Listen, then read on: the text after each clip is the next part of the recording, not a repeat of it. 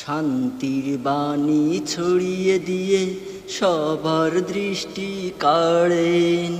ধাত্রী মাতার দুগ্ধ পিয়ে তিনি ধীরে ধীরে বাড়েন।